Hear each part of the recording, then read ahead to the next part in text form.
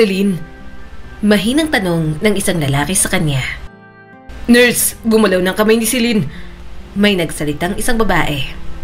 Nurse Cha, tawagin mo na si Doc. Sabihin mo na may progress na ang condition ng patient niya. Ang unang bagay na napansin ni Celine ay ang ugong. Isang malambot, malamig na ugong. Dumilat ang kanyang mga mata sa isang silid na masyadong maliwanag at balot sa kaputian. Masakit ang kanyang lalamunan, mabigat ang kanyang katawan, na parang binuhusan siya ng semento at ngayon lang siya nakabangon mula roon. Celine, may boses na nagsalita at puno ng damdamin. Dahan-dahan niyang ibinaling ang ulo at nakita ang isang lalaking nakaupo sa tabi ng kama. Hawak na ang kanyang kamay. Gwapo ito, clean cut ang maayos na buhok, parang modelo sa magazine ng mga kalalakihan. Pero ang ngiti nito ay masyadong pulido, masyadong malapad, parang paulit-ulit na inensayo sa salamin kaya hindi mukhang totoo. Darren, sabi nito, parang binabasa ang kawalan sa kanyang mga mata. Ako si Darren, ako ang fiancé mo. Fiancé? Mahina niyang tanong. Namilipit ang isip niya, pilit hinahanap ang kahulugan ng pangalang yon, ng papel nito sa kanyang buhay. Para siyang barya na inihulog sa balon na malayo at hindi pamilyar. Darren? Napalunok si Celine. Napangiwi siya at muling nagsalita. Wala akong maalala. Anong nangyari? Hindi nagbago ang ngiti ni Darren, pero may bumahang emosyon sa mga mata nito. Ayos lang yan. Sabi ng doktor, baka may kaunting pagkawala ng alaala. Pansamantala lang. Kailangan mo lang ng panahon. Bago pa siya makasagot, bumukas ang pinto. Celine, anak! Narinig niya ang boses ng kanyang ina. Salamat sa Diyos at gising ka na. Halos mamatay kami sa kaba. Pumasok ang kanyang mga magulang sa silid. Ang kanyang ina, elegante ang puting linen at yakap ang designer bag. Sumunod ang ama ni Celine. Nagsasalita pa sa cellphone bago yung ibulsa. Saglit lang siyang tiningnan nito. May pag-aalala, pero parang malamig pa rin. Napakurap si Celine habang tinititigan ang mga ito. Kilala niya ang mga magulang na nagpalaki sa kanya. Sigurado siya roon, pero pakiramdam niya, maraming nawawala sa kanya. Lumapit ang ina ni Celine at hinalikan ang kanyang noo. Napakaswerte mo at naroon si Darren. Halos hindi kanya iniwan. Muling tumingin si Celine kay Darren. Hawak pa rin nito ang kanyang kamay. Hinahaplos ng hindalaki nito ang kamay niya. Marami kang pinagdaanan. Wika ng kanyang ama sa paos na tinig. Ang mahalaga, buhay ka at nandito si Darren. Naalala mo ba kahit ano bago ka mapunta sa sitwasyong to? Tanong ni Darren at banayad ang pagpisil sa kamay niya. Yung aksidente, yung bahay natin, yung engagement party. Napakunot ang noo ni Celine. Ang salitang engagement ay tila kumurap sa kanyang isipan. Mga larawan ng tawanan, gintong dekorasyon, champagne. Ang boses ng kanyang ina na nagngangalit tungkol sa photographers. Isang lalaking humahalik sa kanyang pisngi. Isang singsing na isinuot sa daliri ni Celine. Naalala niya si Darren. Parte ito ng kanyang buhay. Alam niyang mahal niya ito. Pero bakit parang may mali sa lahat ng nangyayari? Naalala ko yung engagement party natin, marahang sabi ni Celine. Pira-piraso lang, hindi lahat. Nagliwanag ang mukha ng kanyang ina. Siyempre, ang ganda-ganda mo noong gabing yon, sabi ng lahat. Bagay na bagay kayo ni Darren. Maikling tawa ang pinakawalan ng lalaking nagpakilala. Maikling tawa ang pinakawalan ng lalaking nagpakilala bilang kanyang fiancé. Dumaan tayo sa hirap at ginhawa, gaya ng ibang magkasintahan. Pero mahal mo ko, Celine. Mahal natin ang isa't isa. Umawang ang bibig ni Celine, pero walang lumabas na salita, dahil pakiramdam niya nga ay may mali. Hindi sa mga salitang binibigkas, kundi sa paraan ng pagkakasabi. Para bang ginagamitan siya ng mga alaala bilang benda. Tila tinatalian siya para takpan ng isang sugat na patuloy na dumudugo na hindi niya alam kung saan ang galing. Pakiramdam ko may kulang, mahinang sabi ni Celine at umiwas ng tingin. Hindi lang mga alaala, parang buong pagkatao ko may kulang sa akin. Fiancé ba talaga kita, Darren? Hindi agad nakasagot ang binata at umigting ang panga. Para bang may galit na umusbong dito. Para bang wala dapat puwang ang pagdududa sa kanya. Natataranta ka lang. Mabilis na sagot ng kanyang ina. Itigil mo na yung pagkalito mo. Magpahinga ka, anak. Huwag mong pilitin ang utak mo.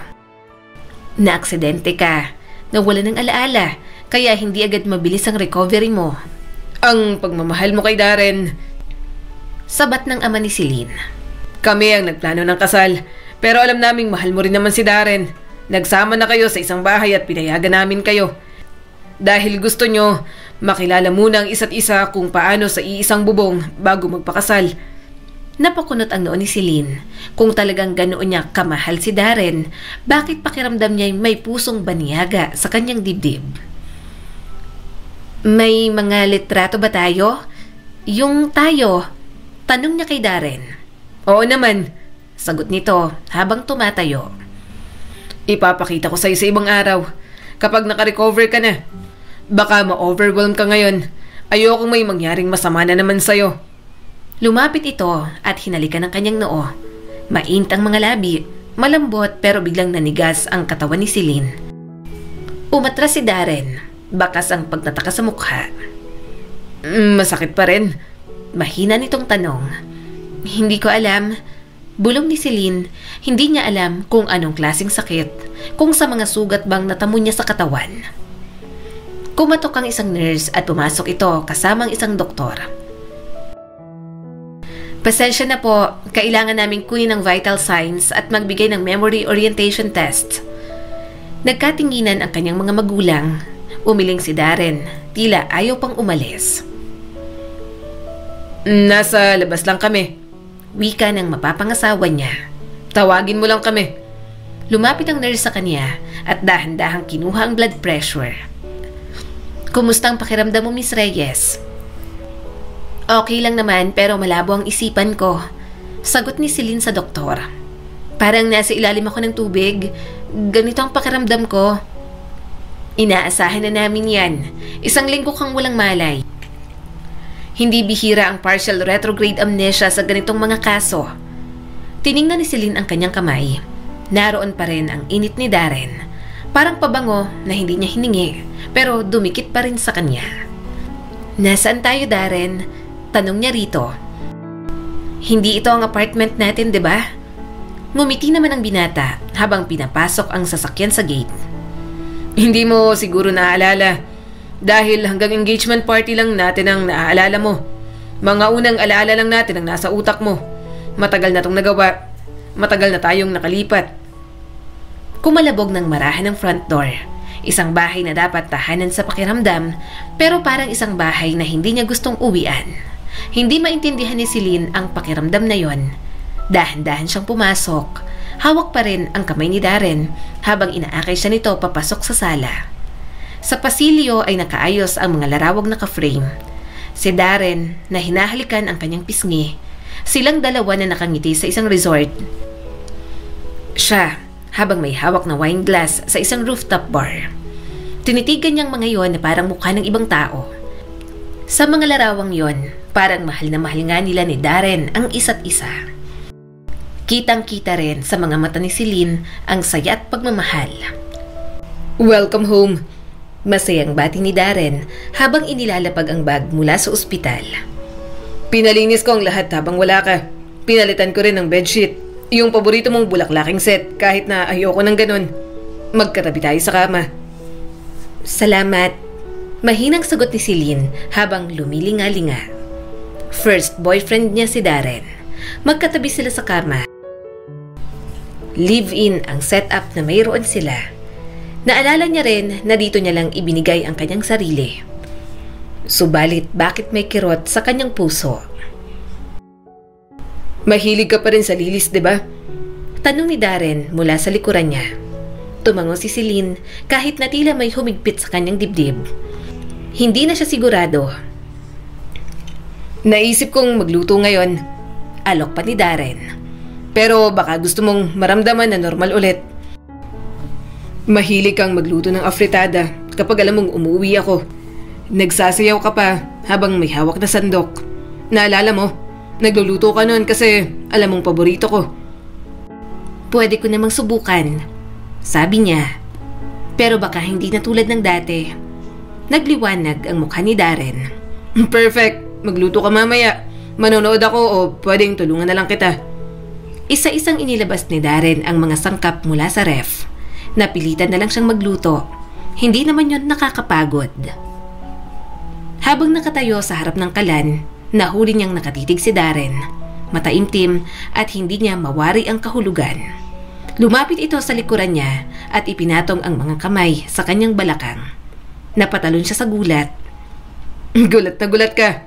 Hindi ka komportable sa akin? Bulong ni Darren sa kanya.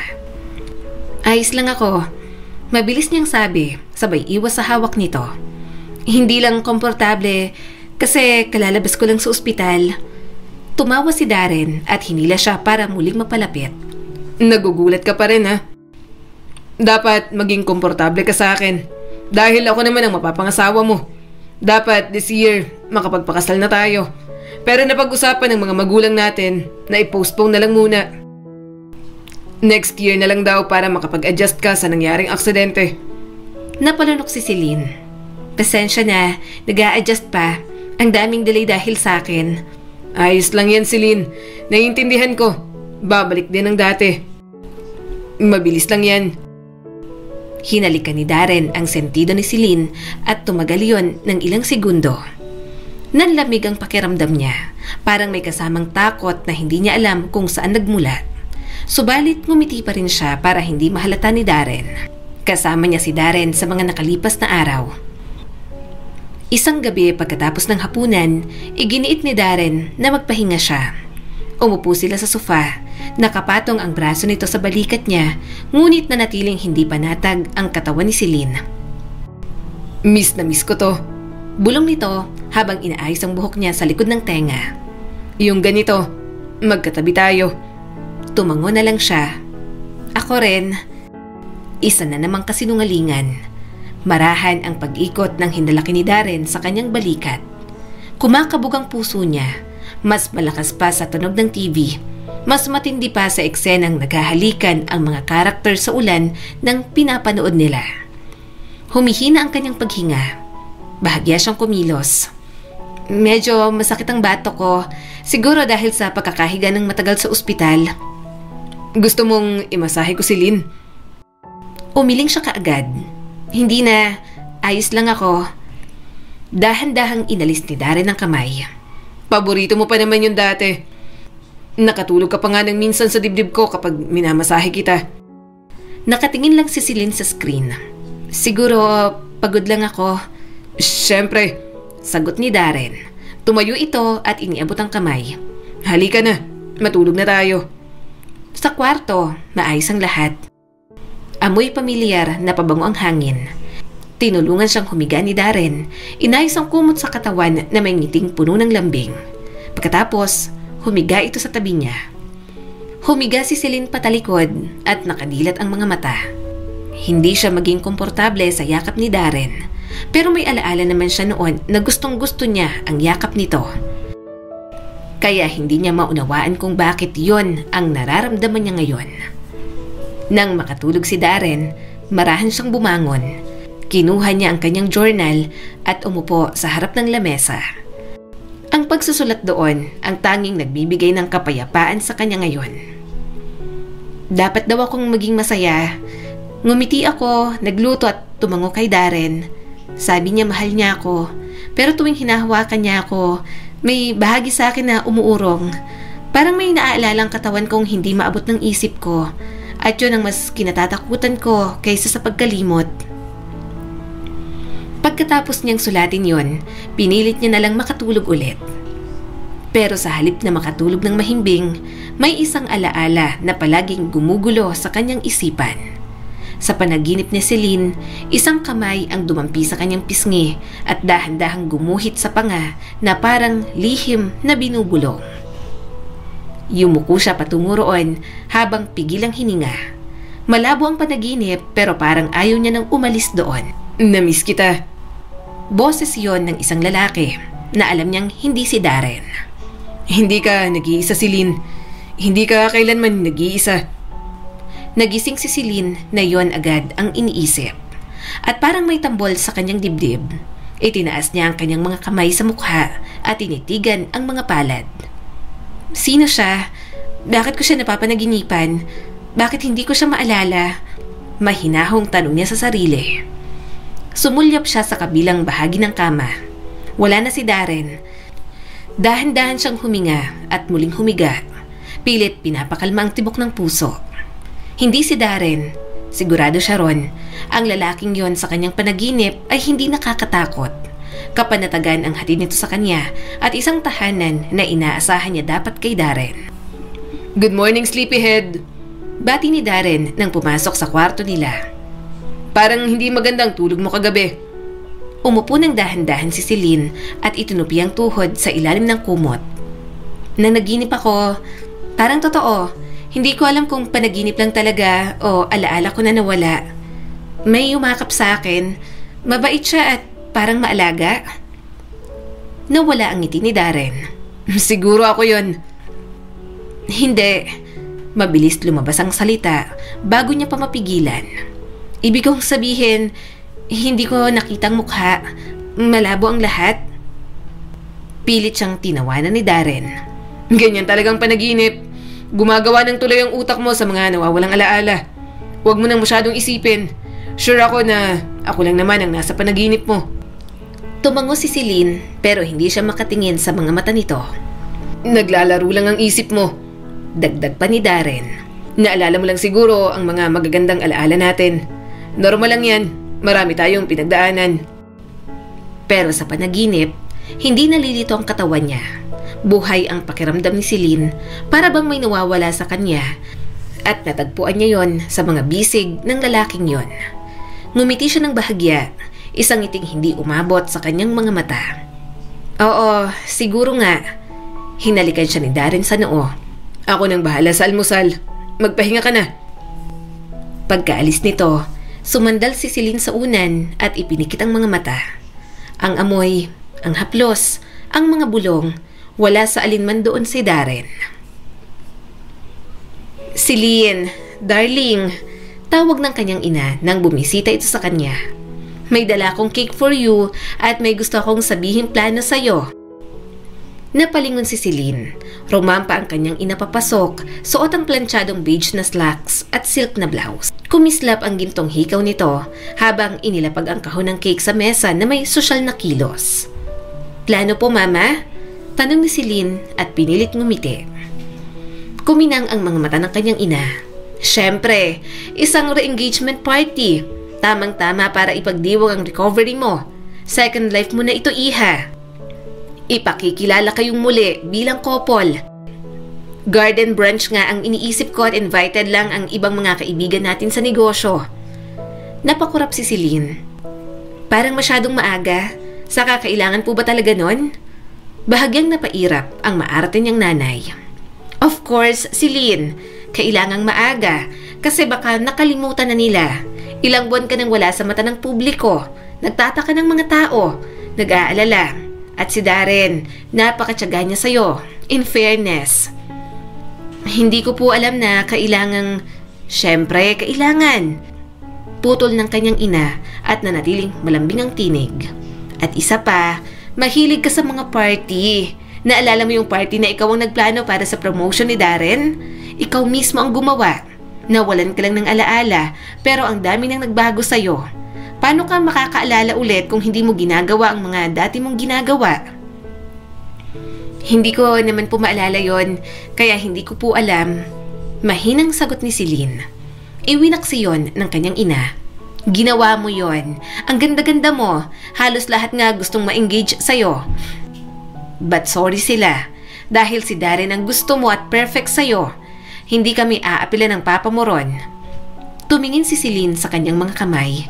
Nahihirapan siya dahil walang maalala, pero ang mga taong nasa paligid niya parang siyang masyadong minamadali. Para siyang babaeng pilit nagkukulay sa mga linya na hindi niya matandaan. Lumabas mula sa kwarto si Darren. Ano to? Nagliwanag ang ina ni Celine. Sabi ko kay Celine, kailangan nating mag-re-engagement celebration. Isang magandang gathering lang. Kaibigan, pamilya, kaunting press. Tumingin si Darren kay Celine, saka ngumiti. Magandang ideya yan. Sa tingin ko. Bubuksan na sana ni Celine ang bibig, pero isinara niya rin. Wala naman siyang magandang idadahilan para tumutol. O baka pagod na lang siya sa mga bagay na pilit niyang inaalala. Kung yan ang gusto niyong lahat, mahina niyang sagot. Pumalakpak ang kanyang ina. Ayos, tatawag ako agad sa mga kilala kong mag-aayos ng lahat. Nang mapag-isa na siya, hindi niya mapigilang mag-isip. Tinitigan ni Celine ang kaliwang kamay. Kumikislap sa liwanag ang singsing doon. Wala siyang naramdaman. Walang kilig, walang init sa dibdib, tanging lamig at katiyakan na may kulang. Bakit ganito ang nararamdaman ko? Mahina niyang tanong sa sarili. Masaya ba talaga ako nun? O natutunan ko lang bang magkunwaring masaya? Naalala niya ang panaginip, ang lalaking walang mukha, ang boses, ang yakap na mas mahalaga kesa sa alinmang alahas. Umupo si Darren sa gilid ng kama nang pumasok ito. Excited na talagang mama mo. Marahang tumango si Celine. Halata nga. Mabuti lang naman ang intensyon niya. Alam mo yan, baka nararamdaman mong minamadali ka. Alam ko, mahina niyang tugon. Tumingin si Darren sa kamay ni Celine at marahang hinawakan yon. Suot mo na ulit. Namiss kong makita yan sa'yo. Hinawakan ni Darren ang kamay niya at hinalikan ng singsing. Akin na. Palagi mong tandaan na akin ka lang. Walang pwedeng umangkin sa'yo, kundi ako lang. Napalunok si Celine. Ang mga salitang yon ang klase ng salita na hindi romantikong paraan ang dating, kundi parang babala na kailangan niyang matakot. Darling, ang blooming mo, sabi ng ina ni Darren habang hinahalikan ng pisngi niya. Nag-aalala talaga kami pagkatapos ng aksidente. Sabi ni Darren, halos wala ka nang maalala? Nagpakita si Celine ng ngiti. May ilang bagay lang po akong hindi maalala. Unti-unti naman pong bumabalik. Napabuntong hininga ang ina ni Darren. Sigurado akong babalik din lahat. Ang alaala, sensitibo talaga yan. Pero masaya kaming okay ka na, Celine. Bahagya siyang naiilang. Pamilyar naman ang mga taong naroon. Gayunpaman, may ilan siyang hindi kilala. At hindi niya alam kung may alaala ba siya sa mga ito o wala. Hinawakan ni Darren ang kamay niya at pinisil yun saglit. Masaya lang silang nandito ka ngayong gabi. Lumaganap ang kaluskos ng mga baso at bulungan habang inaakay sila papunta sa mahabang mesa. Kumikislap ang mga kristal na baso sa ilaw ng chandelier. Masyadong perpekto na para bang hindi na siya makahinga ng maayos. Umupo si Celine sa tabi ni Darren, kaharap ang mga magulang nito. Sa dulo ng mesa, may isang bakanting upuan. Akala ko ba kompleto na tayo? Tanong niya ng marahan. Napasinghot ang ina ni Darren at mukhang iritable. Well, sinabi ni Michael na baka dumating siya. May kung anong kumislot sa dibdib ni Celine. Michael? Half-brother ko. Sagot ni Darren at bahagyang napailing. Nakilala mo siya minsan. Siguro, sandali lang. Baka hindi siya familiar since nawalan ka nga ng alaala. Pero wag mo na siyang isipin. Wala namang kwentang lalaking yon. Si Michael, siya talagang itinuturing naming black sheep sa pamilya. Dagdag ng ina ni Darren. Ayaw sa kumpanya namin, ayaw sa tradisyon, bihira naming makasama. At biglang umingit ang pintuan sa harap. Isang boses, mababa at kalmado ang bumati sa may pasilyo. Ilang sandali pa, may isang lalaking pumasok sa dining room. Napatingin si Celine at tila umikot ang mundo niya. Sa isang iglap, parang nakalimutan niyang huminga.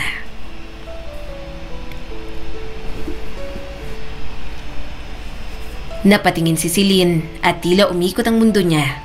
Sa isang iglap, parang nakalimutan niyang huminga. Michael?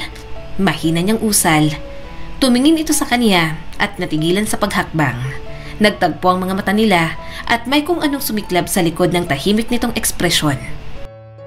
Hindi gulat, ngunit pagkakilala. Tipong uri ng pagkilalang walang sinasabi pero nagpapabigat sa paligid. Napakapit si Celine sa kanyang dress. May kung anong sumakit sa dibdib niya. Pero may pamilyaridad, inaasam at tila kaligtasan. Michael! Ani Darren at tumayo agad. Akala ko hindi ka darating. Sumulyap si Michael sa kapatid at hindi mabasang mukha. Inibitahan ako. Parte rin ako ng pamilya. Bakit hindi ako pupunta? Hindi ka naman dumadalo. Dagdag ng ina ni Darren at walang emosyon ng mukha. Lumapit si Michael sa bakanting upuan sa dulo ng mesa at inupuan iyon. Sumusunod lang naman ang tingin ni Celine. Hindi niya alam kung bakit labis siyang naaapektuhan sa presensya ni Michael. May oras ako ngayon. Simpleng sagot ni Michael at saglit siyang tinapunan ng tingin. Nandito tayo para kina Celine at Darren, hindi ba? Come on, bakit parang ako ang bida sa gabing to kung pagtuunan nyo ng pansin? Hindi na naialis ni Celine ang tingin sa kapatid ni Darren. Tinamaan ng liwanag ang gilid ng mukha nito. May kung anong hugis ng panga, bagsak ng balikat at kung paano umuupo na parang wala itong kailangang patunayan. Muling tumingin si Michael sa kanya pero saglit lang. Tapos ay iniwas ang tingin. Parang takot na masira ang kung anong marupok kung tititigan siya nito ng masyadong matagal. Celine, tawag ni Darren sa kanya. Halika na, maupo na tayo. Marahan na lang siyang tumango at pinilit na hindi ipahalata na tensyonado siya nang dahil kay Michael. Nagsimula ang hapunan sa tunog ng mga kubyertos at mababaw na usapan. Nagkwento ang ama ni Darren tungkol sa stock market. Si Darren naman ay tungkol sa bagong account. Ang ina nito ay tungkol sa isang charity gala. Kung ano-ano pang pinag-usapan na wala na siyang pakialam. Si Celine, kalahati lang ang atensyon doon. Lihim siyang sumusulyap kay Michael. Tahimik lang ang binata, maayos ang paghihiwa ng steak, tumatango sa ilang usapan, humihiling ng tubig imbis na alak. Pero ang presensya nito ay parang bigat na nagpapatahimik sa mesa. Nang may nagbiro ng malisyoso tungkol sa dating business partner, hindi ito tumawa. Nang banggitin ang guest list, sinulyapan lang si Celine pero walang sinabi. Parang hindi kailangang magsalita ni Michael para mapansin. Kumain ka pa, Celine, sabi sa kanya ni Darren. Napalunok siya at pinilit kumain. Dito ba tayo matutulog sa bahay ng mga magulang mo mamaya? Marahan naman itong tumango. Oo, gagabihin tayo sa biyahe. Baka mapagod ka pa. Nagpatuloy na lang siya sa pagkain. Maya-maya, nabitiwan ni Celine ang tinidor. Sakto naman dumaan si Michael malapit sa kanya at yumuko ito mula sa ilalim ng mesa. Pinulot yon at inabot sa kanya ng may munting ngiti. Salamat, mahina niyang sabi at bahagyang nagdikit ang mga daliri nila. Nagtagpo uli ang mga mata nila. Pamilyar talaga ito kay Celine. Mas pamilyar pa sa nararamdaman niya kapag kasama si Darren. At may kumislap sa isip ni Celine, isang imahe ng magkahawak na kamay ng patago, mga tawanan nila ni Michael na parang sila lang ang mga tao sa mundo. Pumikit siya dahil sa alaalang yon. Ipinatong ni Darren ang kamay sa hita niya sa ilalim ng mesa. Parang ang bigat nun ang humila sa kanya pabalik. Okay ka lang? Tanong nito ng mahina. Tumango agad si Celine. Oo, medyo pagod lang. Halos hindi ka pa kumakain. Napilitan siyang umiti at itinaas ang tinidor. Sa kabilang dulo ng mesa, nanatiling tahimik si Michael habang nakatingin sa kanya. Pagkatapos ng hapunan, nagsipuntahan ang mga bisita sa living room. Nakipag-usap si Darren sa ama nito habang si Celine tahimik na nagpaalam. Kunwaring kailangan ng sariwang hangin. Hindi niya namalayang papunta na siya sa terrace at nandoon si Michael. Nakatayo ito mag-isa, nakasandal sa rehas ng terrace at nakatanaw sa hardin. Maingay sa loob? Tanong ni Michael sa kanya. Tumango si Celine. Medyo. Hindi ito gumalaw pero tinitigan siya na parang gusto nitong magpakilala. Hindi mo ko naalala, no? Mahina nitong tanong at may bahin ng sakit at pait sa boses ni Michael. Natigilan saglit si Celine. Hindi ko alam. Alam kong kapatid ka ni Darren, pero hindi naman tayo close, 'di ba? May mga dapat pa ba akong maalala? Sa wakas, tumingin ang binata sa kanya. Tinanong mo na ba yan sa sarili mo? Ang daya mo talaga, Celine. Hindi ka makaalala. Samantalang ako, buhay na buhay sa alaala nating dalawa. Bahagyang napaatras si Celine. May mga naaalala na siya, pero kaunti lang. Posible kayang si Michael ang mga nasa panaginip niya? Pero bakit may alaala silang dalawa? Hindi sila malapit sa isa't isa. Kapatid lang ito ni Darren para sa kanya. Yun ang gustong paniwalaan ni Celine. Pero may nagwawala sa kanyang kalooban. Sinasabing hindi lang hanggang doon ang lahat sa kanila ni Michael. Mahilig ka sa katahimikan at paborito mong lilis. At ayaw mo ng champagne, pero iniinom mo pa rin para lang matuwa sila. Gusto mo sa tinapay mo, tatanggalin yung outer side kasi gusto mo yung malambot lang. Kaya ako ang kumakain ng mga tinatanggal mo sa tinapay. Bahagyang natawa si Michael na para bang masayang alaala ang lahat ng yon. May kilabot na gumapang sa balat niya. Kilalang kilala siya ni Michael at hindi niya maintindihan kung bakit. Talaga bang bahagi ang kapatid ni Darren ng mga alaalang nawala sa kanya? Kailangan ko nang bumalik, pabulong niyang sabi. Hindi siya pinigilan ni Michael. Tumango lang ito at napabuntong hininga. Pero habang lumalayo si Celine, iba na ang tibok ng puso niya. Dumating ito ng walang katiyakan. Umalis siyang ginugulo ng isang lalaking mas totoo ang katahimikan kesa kay Darren sa maraming salita na tila kasinungalingan na lamang. Pagkatapos ng gabing yon, hindi na nawala sa isip ni Celine ang mga posibilidad. Hindi niya alam kung bakit, pero isa lang ang naiisip niya. Dahil sa pinakita ni Michael, mukhang nagtaksil siya noon. At nakaramdam si Celine ng guilt nang dahil doon. Sinubukan niyang maging babae na inaasahan ng mga taong nasa paligid niya. Mabait, tapat, at maalalahanin kay Darren. Nasaan na yung Navy na tie? Tanong ni Darren habang binubuklat ang mga nakasabit sa aparador. Lumapit si Celine. Sa pangalawang drawer yata. Lumuhod ito para silipin. Wala rin dito. Dumiretso siya sa ikatong drawer at binuksan. Eto, tulungan na kita. Tumayo si Darren, suot ang malinis na puting polo at slacks. Lumapit ito sa kanya at may bahagyang ngiti sa labi. Ginagawa mo to araw-araw noon. Malambing ang tono ni Darren sa kanya. Paborito ko tong gawain mo pagdating sa akin. Tumaas ang mga kilay nito. Talaga? Oo, minsan hinalikan mo pang noo ko pagkatapos. Napangiti si Celine pero alam niya sa sarili na pilit lang yon. Ang sweet ko pala dati. Itinaas niya ang kuwelyo ng polo at sinimulang isingit ang korbata. Pero sa mismong sandaling lumapat ang kamay niya sa leeg ni Darren, nanigas ang buong katawan niya. May ingay na pumutok sa loob ng utak niya. Isang malakas na pagsara ng pinto, isang boses na malakas at galit habang sumisigaw ng, "Sabi kong huwag mo akong tatalikuran, Celine!" Parang dumagundong sa kanya ang alaalang yon. Sandaling lumabo ang paningin niya, nanigas ang kanyang mga kamay na nakakapit sa kurbata. Masyadong malapit ang mukha ni Darren sa kanya at may alaala na naman na sumagi sa kanyang isipan. Isang sigaw ng fiancé niya na nagsasabing, "Huwag mo akong pagsinungalingan. Alam ko kung saan ka nanggaling." Napasinghap siya. Nahulog ang kurbata mula sa kamay ni Celine. Umatras siya at muntik ng matapilok. Nanginginig ang kanyang mga daliri. Mas lalo niyang nakumpirma ang posibilidad na baka nga nagtaksil siya noon kay Darren. Napakunot ang noo ng binata. "Anong problema?" Umiling siya at pilit na humihinga sa gitna ng pumipiglas na kaba.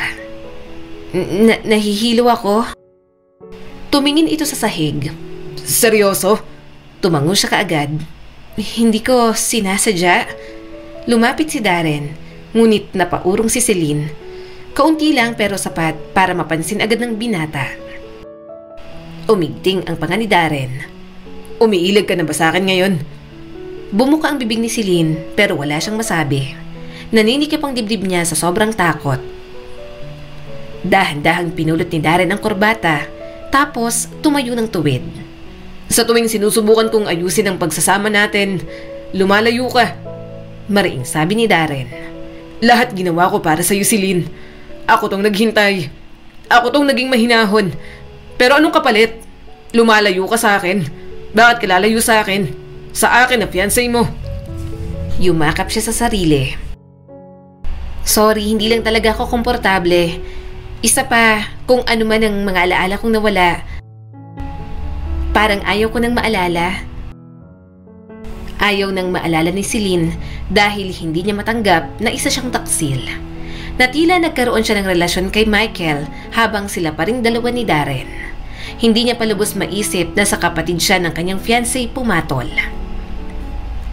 Napabuntong hininga si Darren at mahigpit ang hawak sa korbata. Mas mabuti pa nga na wag mo nang alalahanin pa. Hindi ka rin naman matutuwa sa mga alaalang yon. Magsimula na lang tayo at bumuo ng panibagong mga alaala. Tinalikuran siya nito at tumapat sa salamin. Marahas nitong itinali ang korbata. Nanatili siya sa may pintuan habang kabado pa rin. Sa utak ni Celine, paulit-ulit ang mukha ni Darren na galit at sumisigaw. Hindi malinaw pero ramdam niyang totoo yon.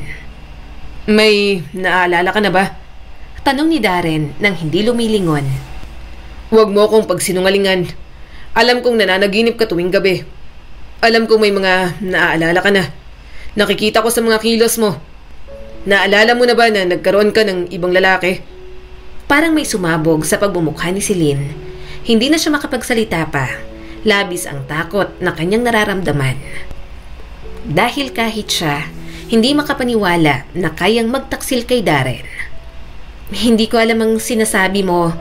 Mahina niyang tugon. Wala akong naaalala. Lumingon si Darren at hindi niya mabasa ang ekspresyon sa mukha nito. Sayang, hindi ko nakilala ang gusto mo sanang ipalit sa akin. Hindi mo lang ako nakagante. Siya rin naman ang dahilan kung bakit ka naaksidente. Napalunok si Celine. Naisip niyang hindi alam ni Darren na si Michael ang secret lover niya noon. Hindi nito alam at wala itong ideya. Lumapit muli si Darren sa kanya. Hinawakan nito ang buhok niya, pababa sa kanyang leeg. Pero okay lang. Kakalimutan ko lahat ng kasalanan mo sa akin, Celine. Basta wag mo nang uulitin na. Fiancé kita. Pakakasalan pa rin kita sa kabila ng lahat. Ikaw ang babae sa buhay ko na munti ko nang mawala. Masaya tayo nun. Kapag naging mabait ka, magpapakabait din ako. Huwag mong sirain ang meron tayo ngayon. At kahit maalala mong lalaki mo, hindi na ako papayag na sumama ka sa kanya. Naintindihan mo ba, Celine? Akin ka lang at itatak mo yan sa isip mo. Hinalikan ni Darren ang sentido niya ng dahan-dahan. Pero sa halip na gumaan ang loob ni Celine, para bang sinusunog ang balat niya sa tindi ng takot na nararamdaman. Nang makaalis si Darren papuntang trabaho, napaupo si Celine sa kama. Naroon pa rin ang tinig sa utak niya. Hindi pwedeng gawa-gawa lang yon ng kanyang imahinasyon. Binuksan niya ang journal at nagsulat. Parang kahit doon man lang, kumalma siya sa mga iniisip. Ngayon, nahawakan ko ang kuwelyo ni Darren at ang bumalik ay takot. Natatakot ako sa alaalang yon. Sabi niya, hindi na raw ako ang dati. Nagkaroon ako ng ibang lalaki. Hindi ko lubos maisip na kaya kong gawin yon. Kaya ba niya ako sinisigawan noon dahil nagawa kong magtaksil? Ako ba ang may dahilan kung bakit ang dating pagmamahal ko kay Darren at ang pag-aalaga niya sa akin ay nawala na lang bigla? Sa mga sumunod na araw, nanatili muna sila sa bahay ng mga magulang ni Darren. May kailangan kasi itong asikasuhin kasama ang ama. Wala naman siyang gagawin sa bahay nila, kaya isinama na lang siya ni Darren. Saan ka pupunta, ma'am? Tanong ng kasambahay sa kanya. Ngumiti naman si Celine. Sa labas lang, manang. Magpapahangin lang at maghahanap ng magandang pwesto kung saan pwedeng mag-drawing. Kaya tahimik siyang lumabas sa likod ng bahay.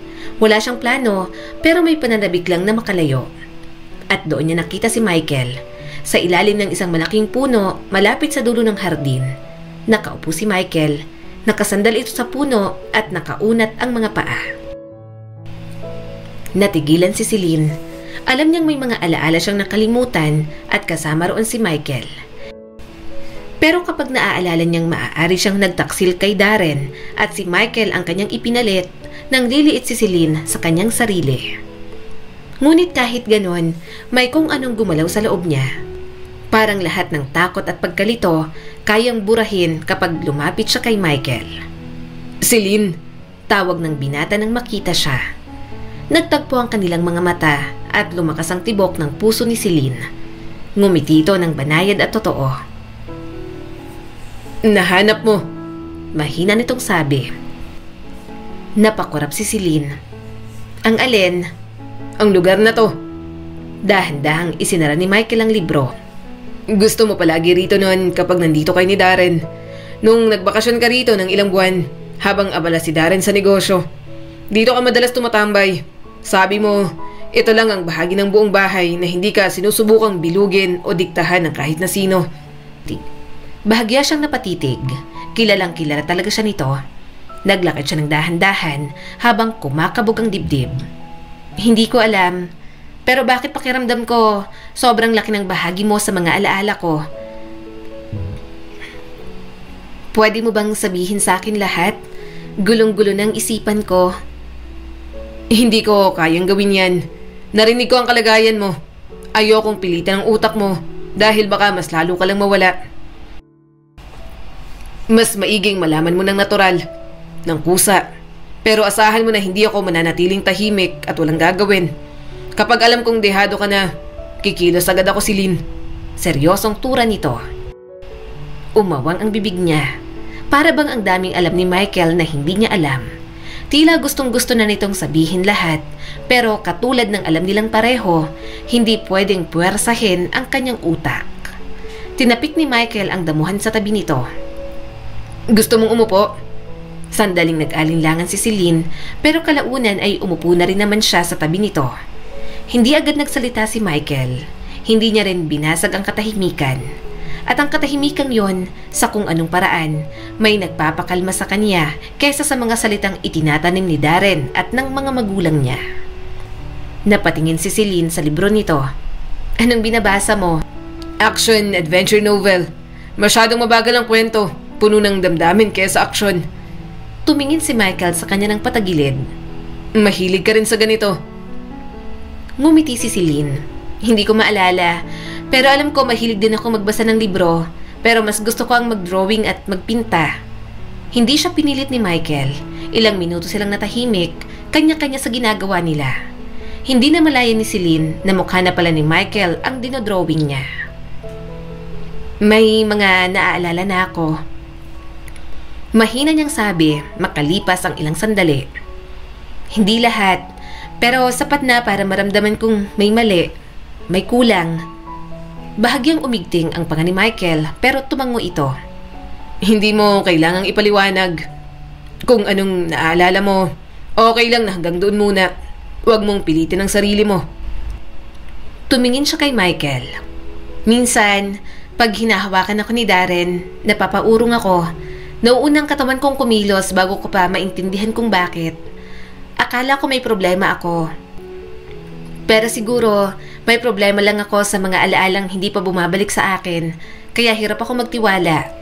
Hindi ko na kilalang sarili ko, para bang lahat sila, pilit akong ibinabalik sa dati. Na parang ang version ko noon, mas okay kaysa sa sarili ko na bahagi ng mga alaala na hindi ko matandaan. Tahimik siyang tiningnan ni Michael. Baka kasi ang version na yon, nabubuhay lang para mabuhay. Hindi para mabuhay ng buo, ng masaya at walang takot. Tumama ang mga salita kay Celine dahil alam na alam nito ang nararamdaman niya.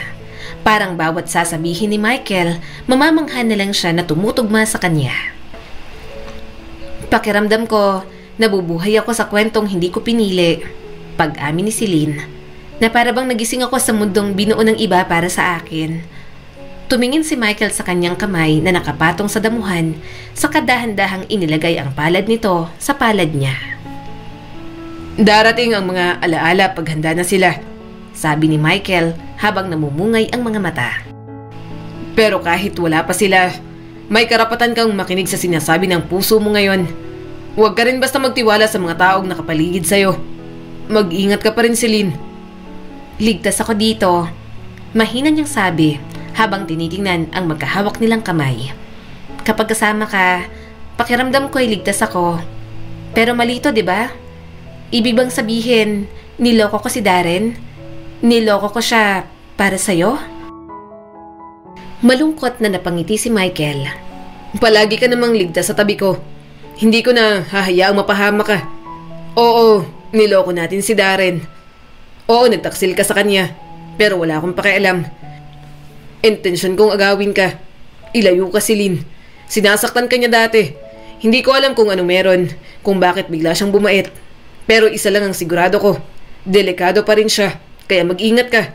Ibibigay ko sa iyo ang number ko. Tawagan mo ako agad kapag may ginawa siyang masama sa'yo.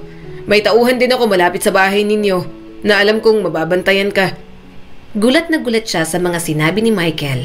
Pero bakit niya pa ba mararamdaman yon? Ngayon, hindi nakatakataka kung bakit may takot siyang nararamdaman kay Darren. Bahagyang kumirot ang kanyang ulo. Sinapo yun ni Celine. Nang nagkatinginan sila, bakas agad ang pag-aalala sa mukha ng binata. Dumaan ang sakit sa mga mata ni Michael. Dahan-dahanin mo lang. Celine, please, mas gusto kong wala kang maalala. Kesa ganito na pinipilit mo ang sarili mo. Nais niyang umiyak. Hindi niya gustong maniwala. Pero iba ang sinisigaw ng kanyang puso. Hindi niya maintindihan kung bakit ang lalaking halos hindi niya maalala ang nagpapagaan ng dibdib niya. Kung bakit hindi naninikip ang puso niya kapag tinititigan siya ni Michael. Kung bakit hindi mabigat ang presensya nito. Hindi gaya ni Darren o ng kanyang mga magulang. Bakit ayaw nila sa'yo? Halos pabulong niyang tanong para lang maiba ang usapan nila. Bakit ayaw sa'yo? Sumandal si Michael sa puno at huminga ng malalim. Kasi anak ako sa kabit ng papa. Isa pa, ayoko maging bahagi ng reputasyon ng pera nila. Kaya kong magkaroon ng lahat ng yun. Ayoko magkunwari na natutuwa ako sa kanila. Muli na ulit silang natahimik. Gayunpaman, hindi na rin naman siya mapakali. Kaya naman tumayo na si Celine at pinagpagang palda. Dapat na akong bumalik. Mahina niyang sabi kahit ayaw ng puso niyang umalis. Tumango si Michael at hindi siya pinigilan. Basta bumalik ka kung kailangan mo ng tahimik na lugar dito. At kung may problema, asahan mo na hindi ako mawawala. Hindi ko nahahayaang may mangyari pa sa'yong masama si Lynn. Salamat, pabulong niyang sabi. Habang palayo siya, hindi na siya lumingon, pero ang puso niya parang gustong bumalik sa binata. Gusto niya pang magtanong tungkol sa mga alaala na nawala. Pero may punto rin naman ito. Natatakot man siya sa lahat ng yon, hindi niya pwedeng biglain ang lahat sa kanya. Pero kahit wala siyang gaanong maalala, tila gumagawa ng paraan ng tadhana para makita niya ang mga sagot sa kanyang mga katanungan. Bumulaga si Darren sa pintuan ng kusina. Nanlilisik ang mga mata nang marinig ang pagkabasag. Ano yun? Nabitawan ko ang tasa. Agad niyang tugon, mabilis na lumuhod upang pulutin ang mga bubog. 3 hakbang lang at naroon na si Darren sa harap niya. Hindi ba sinabi kong ingatan mo yan? Nakikinig ka ba? Pasensya na, nanginig lang ang kamay ko. Nanginig lang? Akala mo ba napapalitan lang yan? Galing pa yan sa mama ko. Nabid niya pa yan sa isang auction. Singhal ni Darren sa kanya, pero maya-mayang napapikit at parang may napagtanto. Nanigas ang kanyang mga balikat nang mabagal itong lumuhod sa tabi ni Celine. Sa muli niyang pagsasalita, mas mahinaw ng boses pero malamig at parang may kinokontrol. Kailangan mong mag-ingat, Celine. Bigla naman itong sabi sa malambing na paraan. Tumigil ang kamay ni Celine sa ibabaw ng matalim na bubog. Hindi na sumigaw si Darren sa kanya, pero mas naghatid ng kilabot sa kanya ang lambing sa boses nito. Tumango si Celine habang nakatitig lang sa sahig. Sorry. Palagi ka na lang ganyan. Bulong ni Darren. Pero hindi ka naman nagbabago. Hinayaan na lang siya nitong magligpit. Sakalang din nakahinga ng maluwag si Celine nang umalis ito sa likod niya. Hindi na siya komportable sa lahat ng nararamdaman, kaya kahit na may pagdududa, nakipagkita pa rin siya kay Michael. Pakiramdam ni Celine, ang kapatid lang ni Darren ang tangi niyang mapagkakatiwalaan. Dumating ka, mahina niyang sabi. Kailangan kong maunawaan ang nararamdaman ko, ang pagkatao ko, sagot ni Celine habang sumasakay sa passenger seat. Kailangan kong maalala kung bakit. Hindi ito sumagot habang nagmamaneho. Nakatitig si Celine sa kalsada at mabilis ang pintig ng puso. Hindi sila nag-uusap hanggang sa lumiko ang kotse sa isang tahimik na kalye. Napakurap siya. Sandali, building to ni Darren? Bahagyang tumango si Michael. Bakit tayo nandito? Paos ang tinig na tanong ni Celine. Magtiwala ka lang, sagot naman ni Michael habang pinapatay ang makina. Tahimik ka lang at maging matatag. Gusto mong malaman ang totoo, hindi ba? Nandito ang katotohanan, Celine. Bago ka mawalan ng alaala, alam mo na ito noon pa man. Lahat ng alam ko, nanggaling lang sa'yo. Walang labis at walang kulang kong ipapaalala sa'yo. Madilim ang lobby at isang ilaw lang ang bukas. Lagpas na sa oras ng trabaho. Walang receptionist, walang guard na nasa floor na yon. Bumukas ang elevator at naglakad sila sa mahabang pasilyo. Michael, bulong ni Celine. Ano to? Bakit tayo nandito? Itinaas ni Michael ang kamay. Kailangan mong makita ng sarili mo. Alam kong marami ka pa ring pagdududa sa mga sinasabi ko at naiintindihan ko yon. Kaya gusto kong ikaw ang makatuklas sa sarili mo. Hindi kita pinipilit na makaalala, pero gusto ko pa rin na makita mo kung ano ang totoo. Huminto siya sa harap ng pinto ng opisina ni Darren. Parang gusto niyang umalis, pero marahan siyang hinawakan ni Michael. Makinig ka lang. Bahagyang nakabukas ang pinto ng pribadong silid ni Darren. May kaunting liwanag na kumikislap sa loob. Lumapit si Celine habang mas lalong bumibilis ang tibok ng puso. At doon, narinig niya ang tinig ni Darren.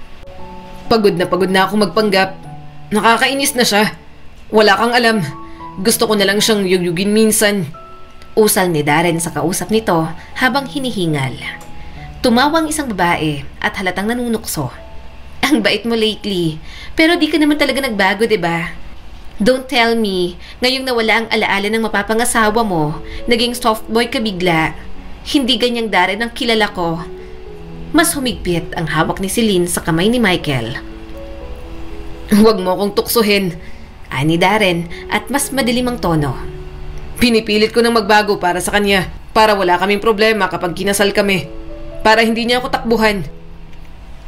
At lahat sa inyo, mas mahal ko si Celine at mas kailangan ko siya.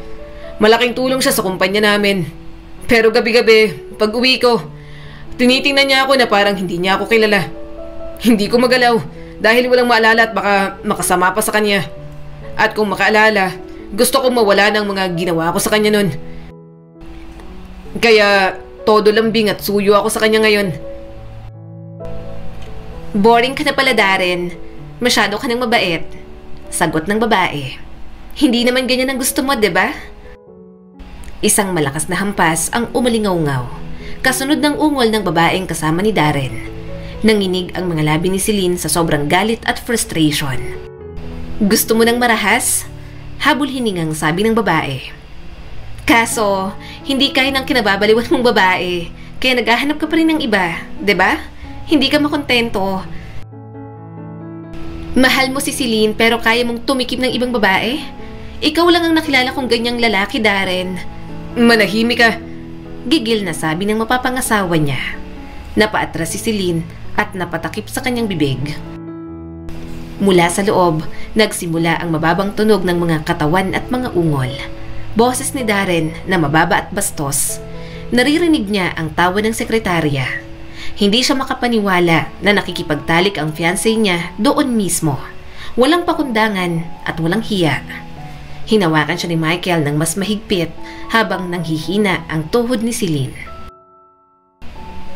At bigla, bumalik ang mga alaala sa kanya. Hindi yun ang unang beses na ginawa sa kanya ni Darren. Marahan siyang inakay ni Michael palayo roon. Tama na, sapat na ang nakita mo. Pero hindi siya makatayo nang makalabas na ng building. Bumagsak siya at tahimik na humahagulgol. Lumuhod si Michael sa tabi niya at mahigpit siyang niyakap. Ibinaon ni Celine ang mukha sa dibdib nito habang nanginginig pa rin pagkatapos marinig ang mga yon. Hindi ako ang nagtaksil, bulong niya habang umiiyak. Siya, paulit-ulit niyang ginawa sa akin yon. Naaalala ko na, paulit-ulit niyang ginawa. Nanloloko siya. At nang ako ang nagkaroon ng iba, ako ang pinagmumukha niyang masama sa lahat. At siya ang nag-astang malinis, mas masahol pa siya sa hayop. Hinaplos ni Michael ang kanyang likod. Nabuhay ka sa takot. Pinaikot ka ni Darren. Ginawa ka niyang paniwalain na kasalanan mong lahat. Pero hindi. Sinungaling siya. Una pa lang, palagi ka na niyang minamanipula. Alam niyang inosente ka at hindi palaging umaangal. Kung una lang sana kitang nakilala, hindi na sana kita hinayaang mapunta kay Darren. Hindi mo deserve ang mga ginawa niya sa'yo. Ang inosenteng katulad mo, hindi nararapat para sa kanya. At nung sinubukan mong umalis, pinarusahan ka niya. Yumuyugyog ang katawan ni Celine sa bawat hagulgol. Bakit walang nagsabi sa akin? Alam ba ng mga magulang ko to? Nagsumbong ba ako sa kanila? Marahang tumango si Michael. Oo, alam nila. Kaya nga napilitan kang tumakas at sumama na lang sa akin dahil alam mong hindi ka nila tutulungan. Ginawa ni Darren ang lahat para ipagkait ka. Hindi sa mundo, kundi sa sarili mo. At kaming iilang nakakita ng totoo. Hindi naging sapat ang tapag namin para labanan siya. Pero ngayon, handa na ako. Ikaw lang ang hinihintay ko na makabalik ang mga alaala mo. Muling tumulo ang mga luha ni Celine. Wala man siyang maalala, alam niyang naging duwag siya noon. Nawalan siya ng lakas na lumaban. Kaya siguro nang dumating si Michael sa buhay niya, nagkaroon siya ng daan para tumakas. Pero hindi niya nagawa at hindi natuloy. Nang sa wakas ay iniangat niya ang ulo, tinanong niyang muli si Michael. Ilan pa? Napailing si Michael. Mas marami pa sa kayang bilangin. Sinabi mo sa kanya na gusto mong putulin ng engagement at doon siya nagsimulang manakit. Hindi lang emosyonal, kundi pisikal din. Pumikit si Celine. Natakot ako. May karapatan kang matakot. Hinawakan ni Michael ang kanyang kamay. Matagal mo nang nararamdaman yan, pero pinapangako ko na nandito lang ako. Hindi kita pababayaan. Hindi mo siya pinagtaksilan, Celine. Nakilala kita na mahal mo si Darren, pero nawala na rin yon dahil sa mga ginagawa niya sa'yo. Hindi pagtataksilang ginawa natin para sa akin. Iniligtas mo lang ang sarili mo, Celine, at kung naging bahagi ako nun, hindi ko pagsisisihan. Sa wakas, tumayo si Celine habang nanginginig pa rin. Mahigpit niyang hawak ang kamay ni Michael. Gusto ko nang maalala ang lahat, nang hihinang sabi ni Celine. Kahit ang pinakamasakit, kailangan kong maalala. Tahimik silang sumakay sa sasakyan.